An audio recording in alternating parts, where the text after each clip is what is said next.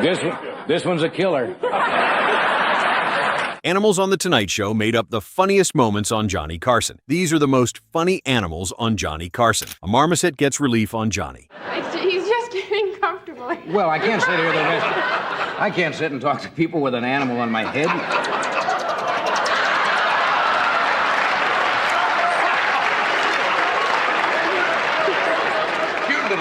Was he spitting? Was that saliva? The marmoset creates the joke before Johnny can defend himself, turning Carson into the target while he's trying to keep the segment educational and under control. Baboon smacks Carson in the face. Doc, let's go. Doc, on your chair. On your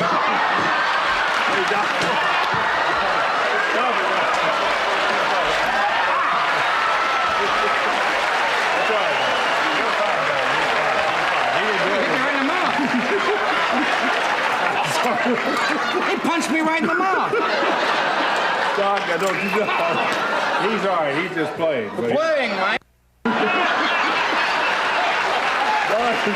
Let's sit down over here and give you all right. He's, Monkey, give me a straight right. Johnny's baboon encounter works because the danger looks small enough to be funny until the animal suddenly makes contact, landing as a perfect physical comedy beat. Bullfrog leaves a gift for Johnny. A poison on the skin. Now you're telling me that they have toxin poison on their skin while I've been fondling this beast here. This is Why only... don't you tell me these things before, It's Joan? only absorbed through mucous membranes. If, for instance, an animal were to In other words, if I shove him up my nose, Right. I would probably... Well, that's not likely to happen. I haven't shoved a frog up my nose since I was maybe, nigh on 6, 7 years old. Mother used to kick the hell out of me. She said, "Get those frogs out of your nose." A bullfrog seems harmless compared with Carson's big cats and snakes. This frog finds a much funnier way to steal the segment, leaving a gift that turns the desk into a crime scene. The elephant Shrew acts cute but mean. Shrew doesn't have a good reputation because they say a woman is shrewish. Shrew-like. Does that mean they're pecking, they're attacking? Swift tongue, angry, Shrill. temper. The animal is usually a solitary animal. They do not fend well with others. They will fight amongst The themselves. taming of the shrew, right? Voracious eaters. They eat their own weight. What do you have on him here? Is Every that a leash? day. You don't walk this thing, do you? You got a leash here. Well, we devise all types of things. This actually, yes, it is. It's a little harness. You walk and your it was, shrew. It was designed for a parakeet, but it works quite well for the shrew. And they can move quite fast and jump. They have fairly strong legs. Right, so. well, hang on to him. His territory is already taken. How about Ed's pocket? Yeah. The elephant Shrew looks like the kind of tiny animal Johnny should handle easily, which is exactly why the segment gets funny, as its size makes everyone relax before the attitude changes everything. Golden Eagle turns the show into a danger zone. Eagle on Carson creates instant tension because the bird doesn't need to move much to look powerful, making Johnny's usual desk suddenly feel like weak protection. Betty White's elephant knocks Joan Embry's Caracal cat. How big will he be when he... He'll be about When he do 2.5 feet tall and weigh about 40 pounds. And for their cute. size, they're one of the fastest cats. A caracal. A caracal. Look at the ears now. Is that their main point? The It's ears. like Dr. Spock from... You can see the relation to the lynx family in the ears that they have. When they get upset, they'll pin their ears back. And I see otherwise, she they has stand this up. line here in her mouth. This is the first time he's had a leash, and the reason we used it is because he was getting to where he could jump clear up in the air very quickly. Got little claws, too, hasn't he?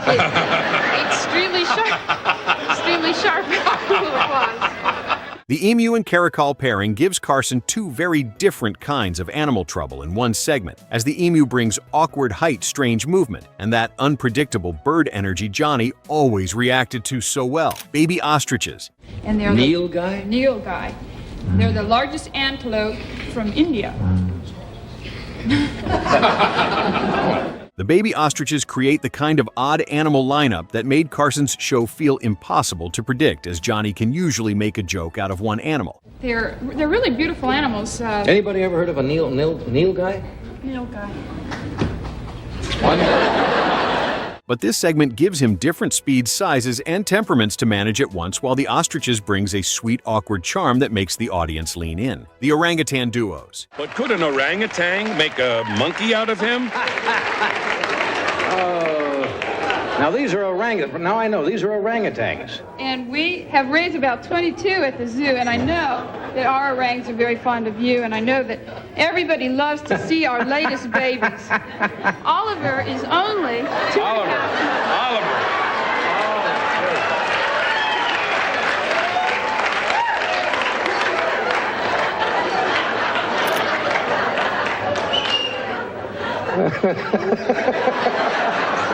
The GNU gives the segment a wonderfully odd visual, because it looks like something that wandered in from a nature documentary by mistake as Carson is at his funniest, when the animal is not necessarily doing a trick but simply existing in a way that makes the studio feel absurd, while Joan Embry treats the GNU with total seriousness, letting Johnny play the nervous city slicker.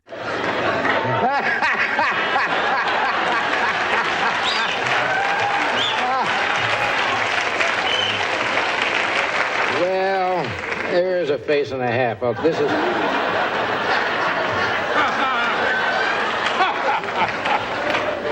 This is Oliver. Oliver is really quite advanced. He's very active for his age, actually. For an orangutan, he figured 2.5 months. Looks like he's stoned right now. The animal's unusual shape and presence create comedy before anyone says a word, as Johnny's reactions depend on timing distance and the simple question of whether the GNU is about to move toward him, while the orangutans add extra life to the clip, but the GNU gives it the strangest visual punch. Or if they were to drop, they could... Why do they look so sad all the time? I mean, isn't Oliver happy? Well, of course, when they grow older, like Jonathan here, you'll see a lot of expression. You'll see them laugh and giggle. Jonathan, let me see if we can put him up here. Jonathan is ticklish. And when we tickle him, Jonathan, are you ticklish? Huh? Are you going to do it? No, they never do it on camera. Hey, are you ticklish? Ticklish? Is that a security blanket he has? Yes. You're not going to do it, huh? Oliver's a barrel of laughs here.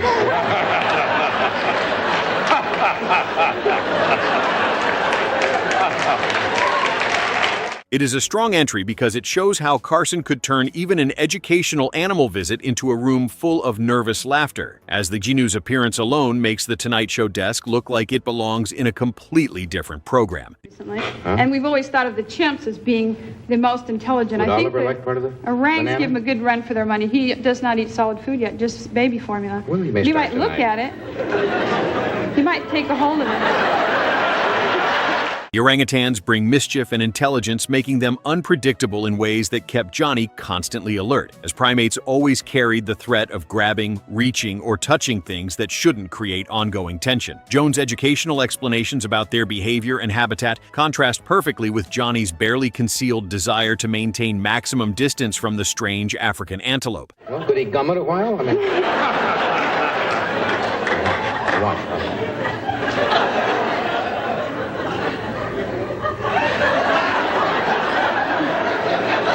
The GNU's horns add visual danger, even though the animal remains calm, making every head movement look potentially threatening to a nervous host. Carson's comedy comes from treating the GNU like an unwanted party guest, who showed up without invitation and might stay too long. The orangutan's human-like expressions and movements create different comedy as they seem to understand the joke, making them feel like they're in on Carson's discomfort. The combination of the bizarre-looking gnu and the clever orangutans gives Joan Embry multiple comedy angles to work with, while Johnny tries to maintain professional curiosity despite obvious apprehension. The segment's length allows the strangeness to build as viewers watch Johnny's initial politeness slowly give way to genuine concern about what these animals might do next. Pretty guest rather than just an animal brought out for a quick reaction, as the comedy comes from putting a chimp into the same talk show format usually reserved for actors and comics, while Johnny has to treat Zippy with enough seriousness to keep the bit alive while still reacting to every odd movement like a man who knows the rules have changed. The chimp's expressions make the segment feel like it has Carson animal bits worked, showing the animal never needed to understand the joke to become the star, as Johnny's ability to play straight man.